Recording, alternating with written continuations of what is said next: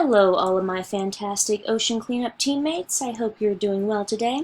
Gathered here, we have our CEO and founder, Managing Director, Director of Science and Operations, Ocean Director, River Director, Chief Development Officer, Director of Communications, HR and Facility Director, General Counsel, Finance Director, Valorization Director, and myself, the Communications Coordinator.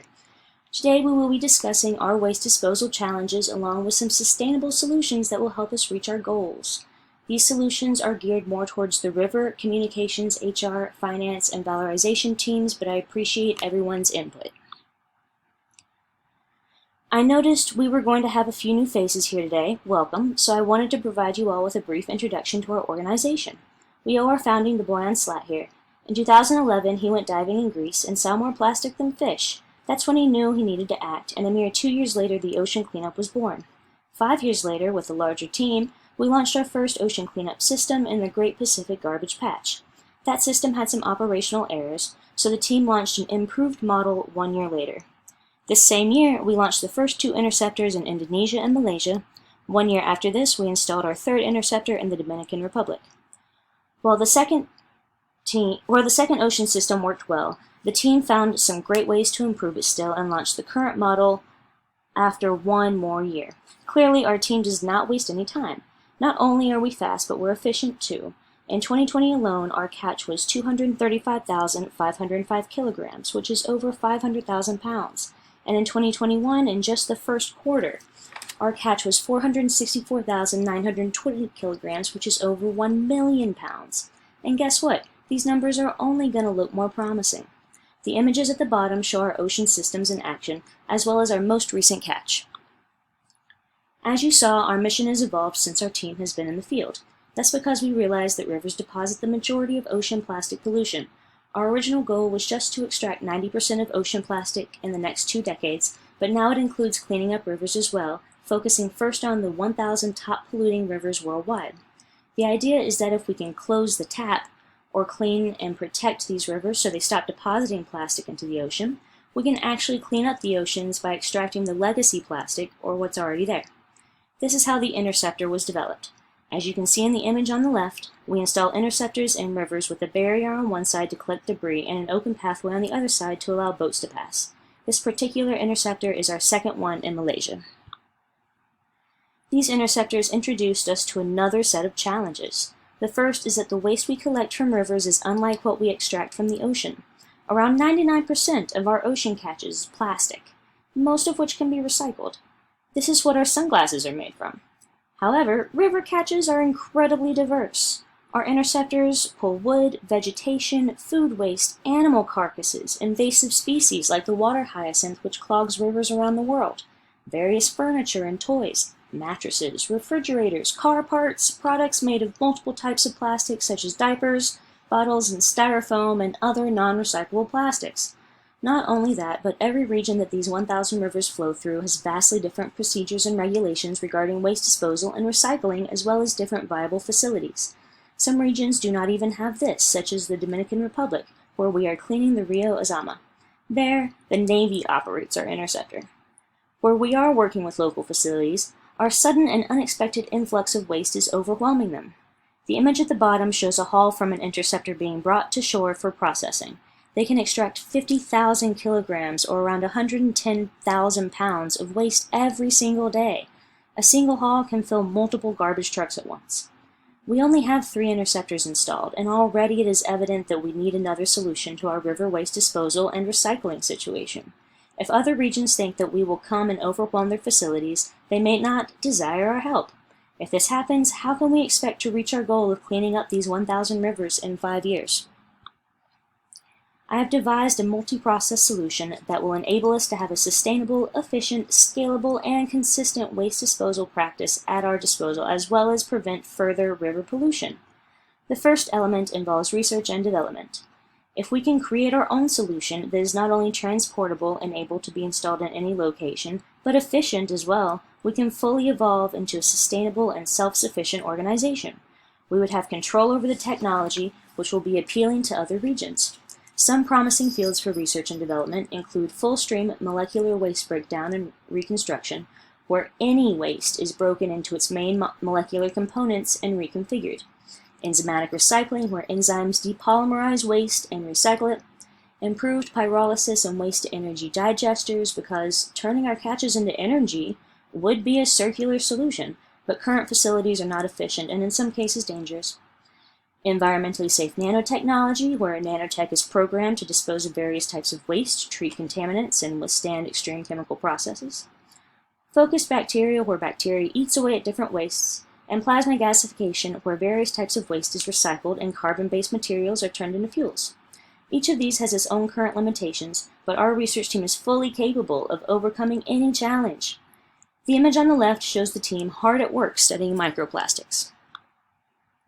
The second element involves developing partnerships. There are already companies working on developing some of these technologies for the purpose of dealing with waste, so partnering with them will help us avoid infringing upon any copyrights or facing any legal repercussions. It will also provide us with access to viable technologies faster than if we were to develop them ourselves. One of these companies is UBQ Materials out of Israel. They specialize in full-stream molecular breakdown and reconstruction already. Their patented process takes any form of waste, even hazardous, and breaks it down into its basic particulate constructs, which are cellulose, fibers, lignin, and sugars. It is then reassembled into a matrix to create the UBQ thermoplastic material. This process has zero impact and production waste and uses very little energy, not to mention the material is then used as a recycled building material. They estimated making a single doghouse from 100% UBQ material would divert 14 kilograms of trash and prevent 155 kilograms of carbon dioxide emissions, and that every ton of material they produce prevents 11.7 tons of carbon dioxide emissions. Partnering with them would provide them with enough input to help their material dominate the commercial sector. It would also provide us with fixed locations to take all of the waste we extract, which would not affect local facilities at all. It would be greatly beneficial to us both, not to mention environmentally friendly. Another company is Carbios out of France. They are already working with enzymatic recycling, but so far can only recycle PET products, which are already highly recyclable in many facilities. Even so, their process uses enzymes to depolymerize products, resulting in monomers which are purified and repolymerized into a PET with virgin quality. Partnering with them would provide them with the research we have done into recycling different types of waste, which will help them develop enzymes capable of recycling other materials. It would provide us with their research into enzymatic recycling, which we could use for some of our waste, and eventually more of it once we develop more. Two other companies are Hitachi Metals out of Japan and Westinghouse Plasma out of the USA. They already worked together to build the first successful plasma gasification facilities. This process is also limited in that it can only recycle some types of waste, so the partnership would be similar to that of Carbios. Any partnership would help expand our reach globally and will give us new tools to add to our belts. The image at the top shows various components of the enzymatic recycling process from Carbios, and the image at the bottom shows the finished UBQ material pellets, which can be made into building materials. The third element to this solution process is local educational outreach programs. This would put a team on the ground in regions where we want to install or have installed interceptors. This team would travel to communities, schools, governments, businesses, and so on to tell people about our organization and educate them about river pollution. They would also host cleanup events that get the locals involved and promote local advertisements that help teach the public. The purpose is to drastically decrease the amount of plastic and trash entering the rivers by informing the communities about the dangers. Whereas the first two elements of the solution were offensive and focused on improving disposal, this element and the next are defensive and focus on prevention.